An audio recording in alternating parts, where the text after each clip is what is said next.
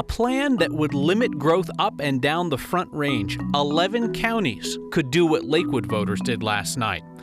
The governor is faced with a choice that could affect your tax refund. He's talking about it next. A shooting survivor offers her changed perspective on the 4th of July.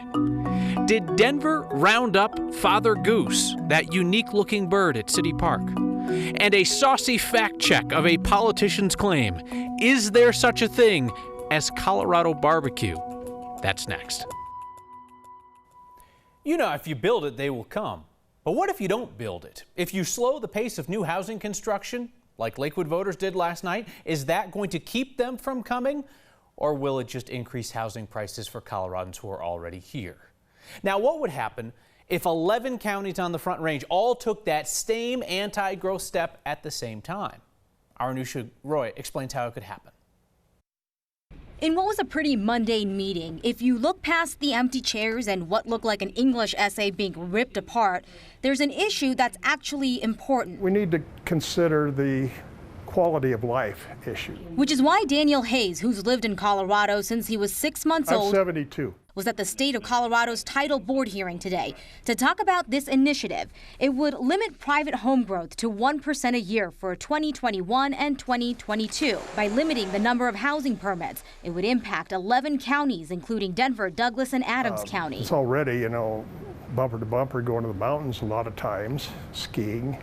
Our national parks. We don't want, people to feed off emotion and get tied into these issues. Suzanne Steyer thinks emotions are tied to the word growth. She's representing a group of clients watching Lakewood voters who just said yes to limiting residential growth to 1% a year, joining the cities of Golden and Boulder. We think they're using a catchphrase and oversimplifying it so that the voters may not understand what the impacts of these things are going to be. The Colorado State demographer says for the last couple of years, the state saw a roughly 1.5% growth in new homes, and she says that helps keep up with the number of people living here. They say if you build them, they will come.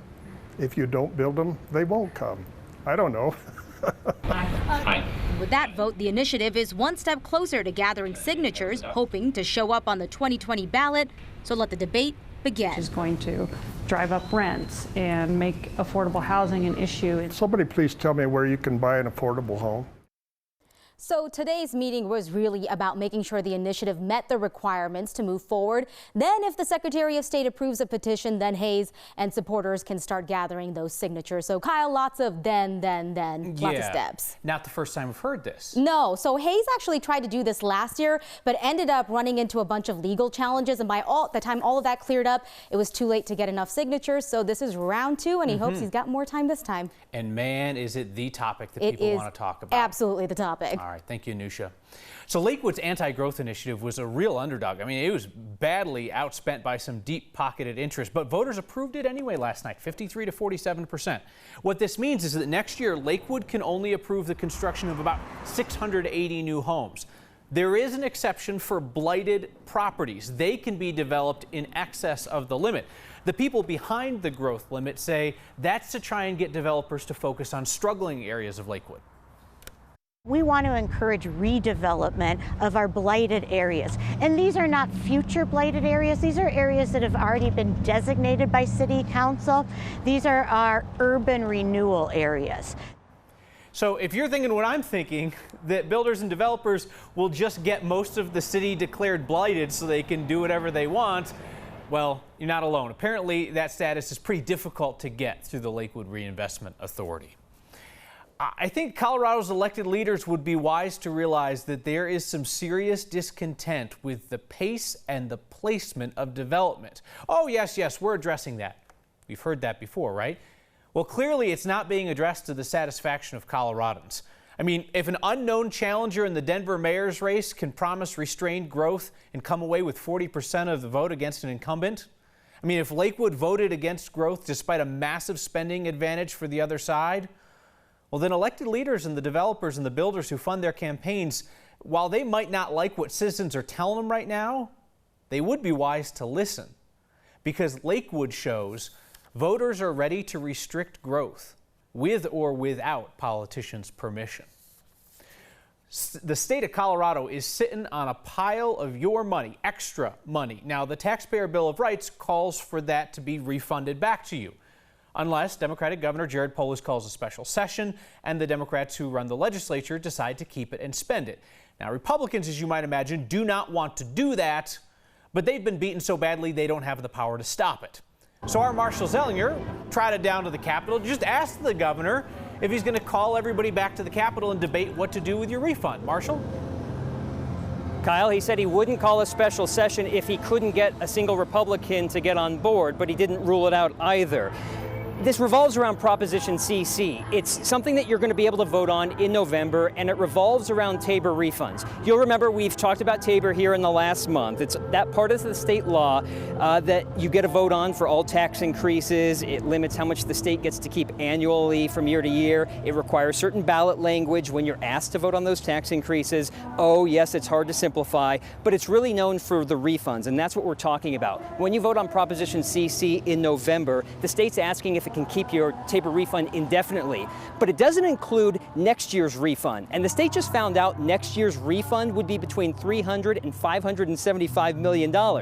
So a special session has been rumored to change Proposition CC before you vote on it to include next year's refund.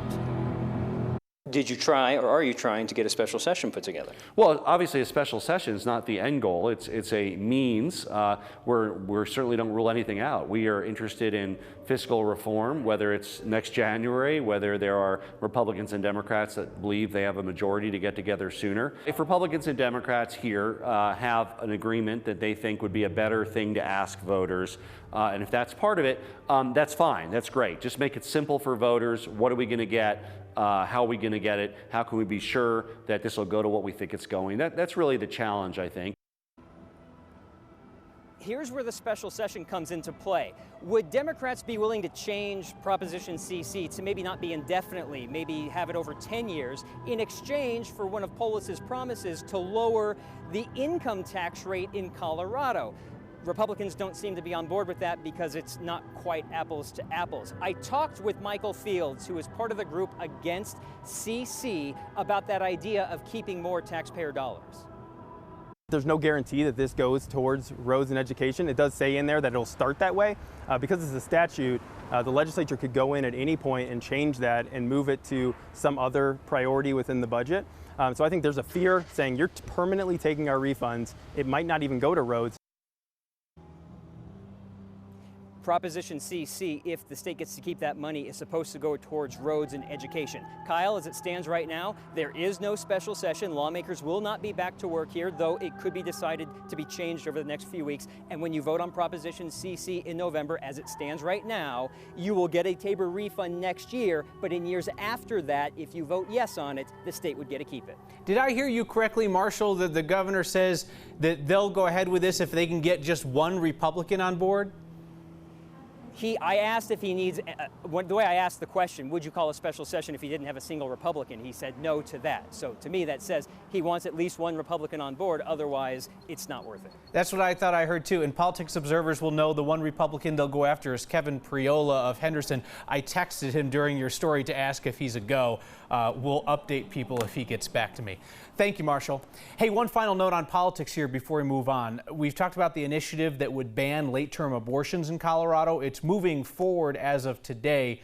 The Coalition for Women and Children, that's the name of the group behind Proposition 108, wants to prohibit abortion after 22 weeks of pregnancy. They're trying to get that on the 2020 ballot.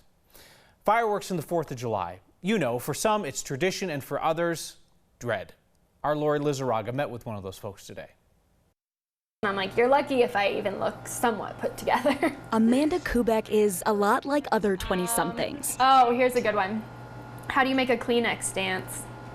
Put a little boogie in it. Put a little boogie in it. Except Amanda suffers from PTSD. I don't know how I'm going to react to these certain situations. I don't know what's going to affect me and what's not. I don't know. I've never really liked shooting Survivor. But she is. Amanda survived the largest mass shooting in U.S. history. We didn't see the shooter. We didn't know where he was, so all we were going off of was sound. So that's something that's really stuck with me, specifically throughout the last 2 years, and that's what triggers. It really puts me back in that state of fear. Almost 2 years after the Las Vegas massacre, Amanda is still learning what she can and can't handle. Sounds, fire alarms are really tough. People ask me all the time, like, do bullets sound like fireworks or do fireworks sound like bullets? And the answer is absolutely. Like, they almost sound identical. So you can imagine the 4th of July is really tough. I don't want to change 4th of July. We have holidays for a reason. Fireworks, they're fun. It's so fun. I mean, it brings me back to my childhood of like sitting in the street, eating a popsicle in your little Old Navy one-piece swimsuit that everybody had, running through the sprinklers. Like, it's a community thing, and I would never want to change that. She isn't on a mission to take away your fireworks. But Amanda knows she isn't alone in her PTSD. This year, 1,800 students in Colorado have just joined her with the title Shooting Survivor. And I can't speak for everyone by any means, but we're not trying to change anyone. We just want to share our story so that people can maybe have a little bit of understanding. So this Independence Day, you might consider Amanda's point of view. Just to have a little understanding that there are people who this is their reality. For Next, I'm Lori Lizarraga. Just one more perspective to consider. Hey, I hope you and your family have a safe and happy 4th of July, full of great food. Colorado Senator Cory Gardner tweeted today, the best Independence Day celebrations have Colorado barbecue, the best in the nation. And I'm like, what? I mean, am I dense, or is there no such thing as Colorado barbecue? I mean, we know there you got Carolina barbecue, you got Kansas City style, you've got Memphis dry rub, you got Texas barbecue, which is kind of like a couple different kinds of barbecue. But I'm telling you, I have never heard of this Colorado barbecue he references. Now, we know there's no way that Senator Gardner would invent the term Colorado barbecue just to pander to voters during his re-election campaign. So this next question is from me to you. What is Colorado-style barbecue? I'm quite serious. Help me out. Email next@9news.com or use the hashtag HeyNext if you know what Senator Gardner is talking about when he claims Colorado barbecue is the best in America. Because I can't imagine he just made it up, right? Since you're helping with my next question, it's only fair that I help with one of yours. Why is it legal for Denver to kill a protected migratory bird in its parks? Our state's special relationship with freedom and explosions. Independence Day has always been a huge celebration in Colorado. The mining camps in particular would love setting off explosives. Colorado's independence spirit. Next. So Denver is killing its geese en masse. They prefer that we call this a management program, but I mean, I don't know. If you're going to round up and kill something, be upfront about it, you know? A few of you, including PJ, have asked, aren't geese protected as migratory birds? Yes, geese are protected by federal law, PJ, but the feds give state and local governments approval on occasion to kill those birds for population management. They do have to get special permits from U.S. Fish and Wildlife. Denver says the permits were handled by the USDA, which is participating in the city's plan. The Humane Society says Fish and Wildlife frequently gives permission to kill Canada geese in cities and suburbs. So the geese roundups got us wondering about Marshall Zellinger's goose friend that we met here on Next. Marshall calls him Father Goose because he looks nothing like the other geese in Denver's parks. He's a gray lag goose. He's not a Canada goose. And the city says that is why Father Goose was spared from the roundups. There's a second gray lag goose that lives in City Park, also safe. That's the one Marshall calls Mother Goose.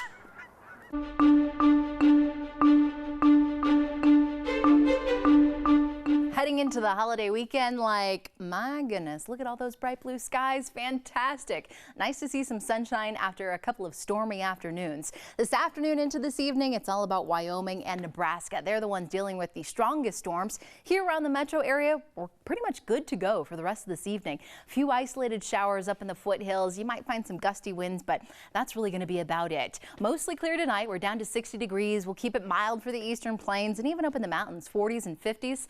Not too shabby. Overnight into early tomorrow morning, we will be watching a bit of a front sneak in, maybe a bit of fog going across the northeastern side of the state, but sunshine here for the city for your 4th of July. 3, 4 o'clock, firing up the grill. Well, you might find a few clouds out there, and then by 7 p.m. a couple of storms start forming right there along I-76. They could potentially turn severe once they move out toward Nebraska into the Ogallala area. So keep that in mind right there along I-80 in through North Platte. Temperature is going to be hot, hot, hot for your 4th of July. 93 with mostly sunny skies here in the metro area. Triple digits in Lamar with 70s and 80s going up in the mountains. Temperatures cool off though as that front pushes in Friday into Saturday. Good chance of storms, and we'll keep the storms in the forecast pretty much throughout the rest of next week. Kyle, I need to know more about this Colorado barbecue business. I don't think it exists, but we're trying to figure it out. Have we been doing it wrong this whole time? It's unclear. Perhaps the senator will tell us. Okay, Thank you, good. Danielle. RTD's Accidental Bout of Honesty is today's edition of Presented Without Comment. Attempting to celebrate its 50th anniversary this week, RTD tweeted, "Thank you to our riders who have made it all possible over the last 50 years. Here's a look back at some major milestones we've endured together." Endured. Okay, a ton of you are emailing me about Colorado barbecue, but it's not time to talk about it. I promise you we will. On this week, we celebrate American freedom. We also remember that Colorado has long been a destination for free spirits, long before Colorado became a state. Throughout Colorado's history, we've attracted independent-minded folks that didn't want to farm in Kansas or run Dad's store back in Ohio. Howdy, I'm Tom Noel, a professor of history at CU Denver, also known as Dr. Colorado, and I'm the official state historian, which means I'm infallible. Anything I say, even if I'm wrong, I'm right. There are 3 major themes that exemplify the independent spirit of Coloradans as we approach Independence Day. First of all, the gold rush, where 100,000 people leave ordinary lives all over the world to rush in to start over again in Colorado. Well, the allure of gold, of course, was fortunes. Why work for a living when you come out into Colorado, strike it rich, and retire for the rest of your life? Secondly would be women's suffrage, where Colorado is the first state to vote just on that issue of women's suffrage and give women the vote. Since then, women have made great gains. They now are about half of the legislature, which sets a record or near record for the other states. Colorado is one of the first, and I think it works well here. And suffragettes say it's working in Colorado. Why can't we try it on a national level? And then there's also the recreational marijuana.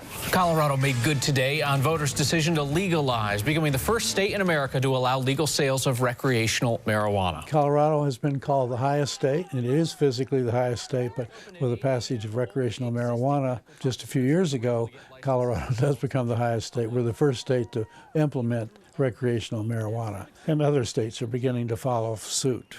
Right, all the way back to the gold rush, people are willing to take a chance to experiment, to try something different. Coming up, I promise we will leave you with something beautiful, the most Colorado thing we've seen today, and we will leave you with a good laugh as a ton of you are trying to decipher what our senator is saying about Colorado barbecue being the best in America. That's next. The most Colorado thing we've seen today is a lot of air traffic in Erie. That is how Rick Boyette described to us what he saw over his neighborhood this morning. What a beautiful and peaceful way to start your day. Share the most Colorado things you see using the hashtag HeyNext or email them to us next@9news.com. Ton of you are having fun with Senator Cory Gardner's claim that Colorado barbecue is America's best style of barbecue. Yeah, none of us have heard of it either. Jeff says Colorado barbecue is like affordable housing. Politicians talk about it, but it does not exist. Hannah says Colorado barbecue is Chipotle. And Drew, Colorado barbecue is when you eat meat after you've smoked rather than eating meat after it's smoked. See you next time.